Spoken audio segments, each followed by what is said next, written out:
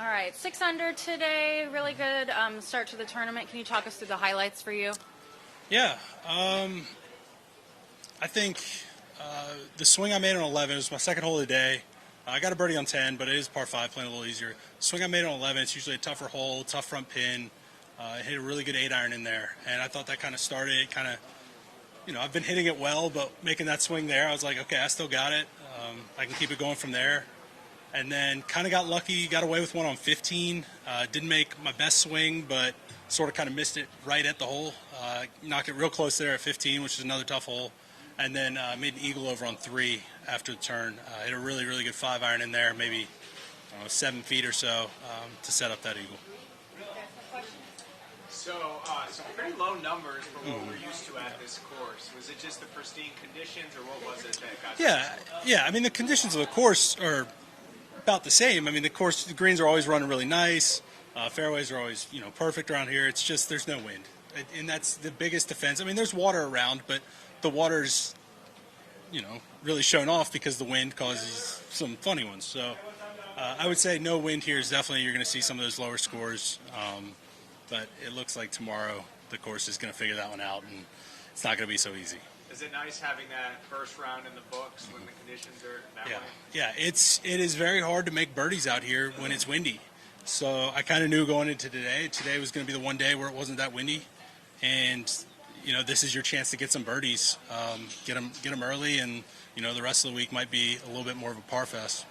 How much of today is obviously trying to get the best score you can, but also taking notes in your brain, like it's not going to be like this necessarily tomorrow win-wise, and sort of have a game plan for each hole, you know what I mean? Yes, but today was the day that felt weird, though, because I've always played this course with wind. So tomorrow when I show up, it'll be back to what I'm used to. Whereas, today it was kind of the odd one where it's like, wait, I can actually fire at that pin, or I have way less club into this par 5 than what I would usually have. So I thought today was kind of, take it for what it is. Like, I'm probably going to be in some spots I'm not used to on some holes.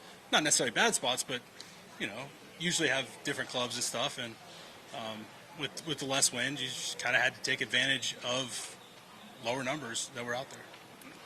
We know the bear track can be a difficult stretch of holes, but 5, 6, and 7 on the front also plays pretty difficult. Can you just speak to how that played today? Yeah, I've always, ever since the first time I got here, 5, 6, and 7 is every bit as difficult, if not more difficult, depending on wind direction, than 15, 16, 17.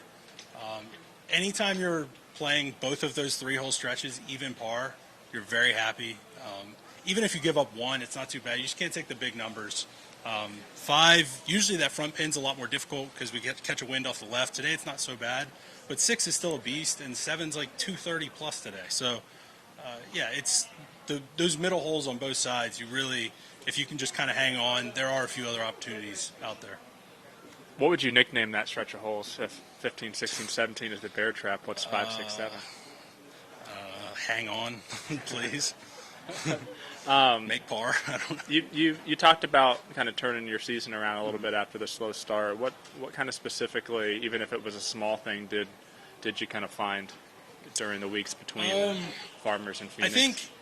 I think bottom line, I was really tired coming out of the fall. I didn't play well in the fall, which led to a super stressful fall since I ended up finishing 122, 123, and I was flat out I was kind of burned out.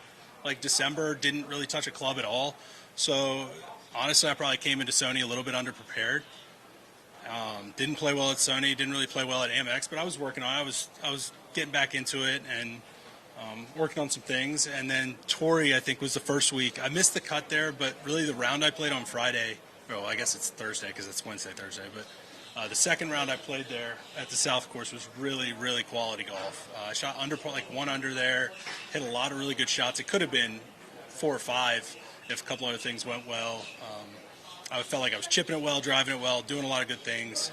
And so I knew that I could take some good positives from that, rolled that into my next week at home. I had an off week and put some more good work in then. And then waste management is kind of really where I rolled in, was feeling really good with the game. Is your trainer your father-in-law also?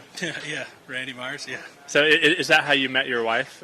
No, we met. I had no idea who he was. We met in college. It just kind of worked out that way. I didn't touch a weight until I didn't get in the gym, do anything really until pretty much kind of after college. I guess starting in college, but yeah, I had no idea who he was. What was his initial assessment of your fitness when you guys first started? Because Randy, he'll never tell you that you suck, but it was probably not good. I mean, he'll sugarcoat it, I'm sure, but it was not good. I had I'm not that flexible now either, but I had no flexibility back then.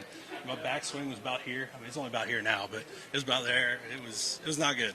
Is it kind of a cool, kind of unique wrinkle to your story that, as you progress on the PGA Tour, like, kind of family has a role in it? I mean, yeah, because then, when I'm out here, I have support every week. I mean, I got my wife here this week. I got my mom here this week. So, yeah, it is nice to have that support from them and, see familiar faces like that are in your corner every week. So, yeah, I do think it helps. Awesome. Thanks, Adrian. Of course.